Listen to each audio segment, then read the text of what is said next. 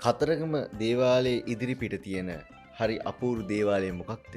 වල්ලි මාතා. වල්ලි මාතා දේවාලය. කතරගම දේවාලයේ පිටිපස තියෙන දේවාලය.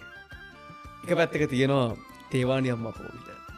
ඉදිරියේ තියෙනවා වල්ලි අම්මා කෝවිල. පෙරහැර යන්නේ දැන් ඉදිරියෙන් යන පාරට කියන්නේ මගුල් වීදිය කියලා. ඒ කියන්නේ කතරගම දෙවි හාමුදුරුවෝ මේ කතර වල්ලි අම්මා දකින්න යන ගමනනේ මේ තියෙන්නේ පෙරහැර මංගල්‍යයක් විදියට. ඔබ දකින්න මහා වාහල් කඩේදී ආදිවාසීන් විරුද්ධ වෙනවා.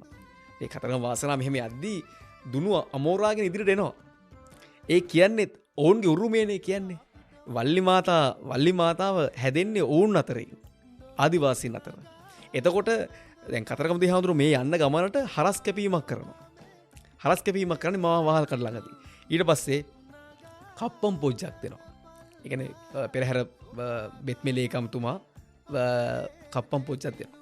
ඊට පස්සේ ඒ කප්පම් පොච්ච අරගෙන දැන් මේ දුනු අමෝරා ගත්ත මේ ආදිවාසීන් යලි මේ කප්පම් පොච්චෙන් පස්සේ කතරගම දෙවි හාමුදුරුවෝ මේ වඩම්මන මේ දෙවි හාමුදුරුවන්ට ආරක්ෂාව සලසගෙන වල්ලි දේවාලයට දක්වා ගමන් කරනවා.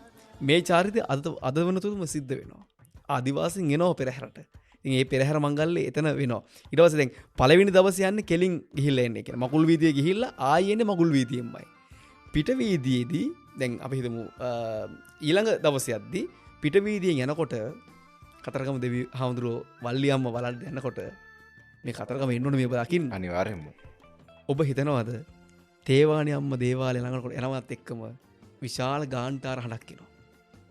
විශාල ගාන්ටාර හඬක් එනවා. මේ මොකද්ද මේ ගම්මේ වෙන්නේ? විරෝධය. වල්ලි අම්මා බලන්න යනකොට තේවාණි අම්මගේ තියෙන විරෝධය. ඒ කියන්නේ නොනවත්වා වාදනය කරනවා. හරි අපූර්වයි. නොනවත්වා ගාන්ටාරේ වාදනය කරනවා. නොනවත්වා වාදනය කරනවා. හැබැයි මෙහෙම යනවා විරෝධය. හැබැයි විරෝධය එහෙම දුන්නට මේ කතරගම දෙවි හාමුදුරුවෝ පෙරහැර මංගල්‍යයේ මිනිස්සුන්ට දහස් සංඛ්‍යාත මිනිස්සුන්ට අර තේවාණි අම්මා කෝවිලේ දාන දෙනවා. මිනිස්සුන්ට දානශාලාවේ දාන දෙනවා. ඉතින් මම හිතනවා මේක හරිය අපූර්ව සංස්කෘතියක් අර තියෙන. හෙළ කාලේ ඉඳන්ම ආපු සංස්කෘතිය නේද මේ? ඒ සංස්කෘතිය හරිම අපූර්ව සංස්කෘතියක්. මම හිතන්නේ ඒ සංස්කෘතියේ හැමෝම මම හිතන්නේ කතරගම බස් නැවතුම කියලා කියන්නේ කතරගම පෙරහැර මංගල්‍යයට එන ලංකාවේ නන්දෙසින් එන අය එකිනෙකාට මුණ ගැසෙනවා. ඒ බස් නැවතුම. ඒ බස් නැවතුම කියලා මුණ ගැසෙන හැමෝම ආයෙනවා කතරගම දේවාලයට.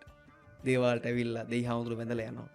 ඔබ හිතන්න පාදයාත්‍රා වෙන අය ඇවිල්ලා අර ගව් ගානක් දුර ඇවිල්ලා මා වහල් කඩදී මිනිස්සු අඬනවා.